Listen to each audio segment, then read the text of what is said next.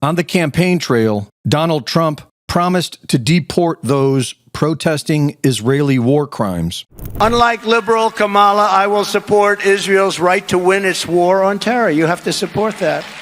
Got to win, got to finish it off. And instead of pandering to the jihad sympathizers and America-hating radicals, we will deport them. We will deport them very quickly. We have no choice. When it comes to Israel, who has given him over $230 million, Trump keeps his promises. For simply writing an op-ed article on the Israeli genocide of Gaza, Rumeysa Ozturk was kidnapped off the street by unidentified plainclothes federal police.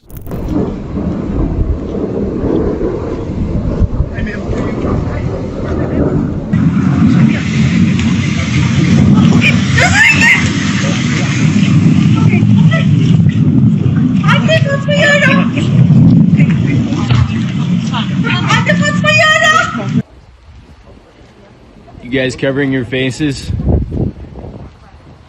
You want to take those masks off?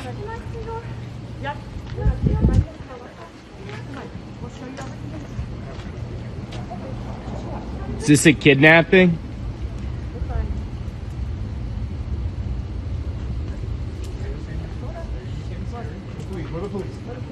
Yeah, you don't look like it. Why are you hiding your faces? Why are you hiding your faces?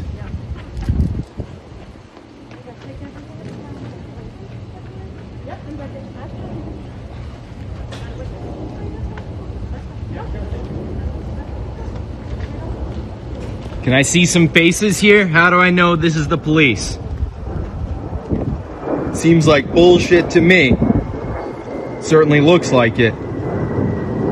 Arguably the cornerstone of American freedom, the First Amendment of the U.S. Constitution is to protect the right of the people to peacefully express their views, no matter who they may offend. But Trump's Make America Great Again movement is clearly about Israel first, and Israel is getting their money's worth. People are demonstrating with passion. These ignorant demonstrators. Who are they demonstrating for? For these murderers, these rapists, these mass killers. This is a reflection of a deep rot that has pervaded the intellectual hub of free societies. And this vilification of Israel, the Jewish people, and Western values has been propagated by a systemic alliance between the ultra-progressive left and radical Islam. It must be resolutely fought by civilized societies to safeguard their future. This is why we must all commend President Trump's decisive actions against anti-Semitism, and we must pressure other governments to do the same. MAGA is leading the way in censorship, but that's not good enough for the Zionists who control America. Anti-Semitism is not just an age-old prejudice.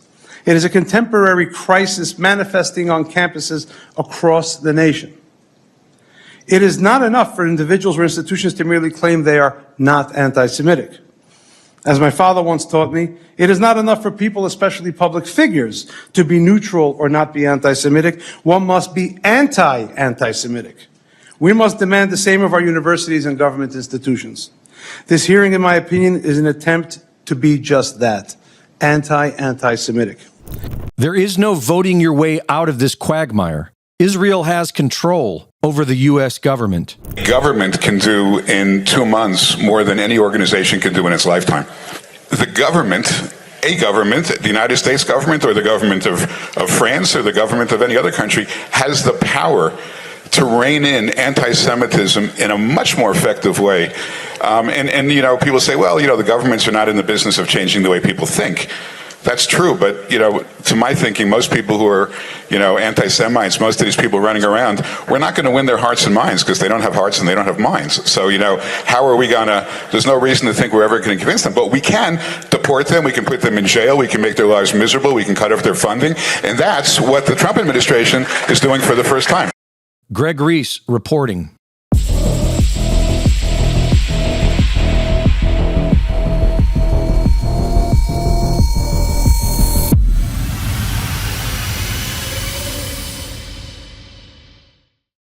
The Reese Report is now fully funded by my Substack subscribers. Subscribe today and support my work at gregreese.substack.com.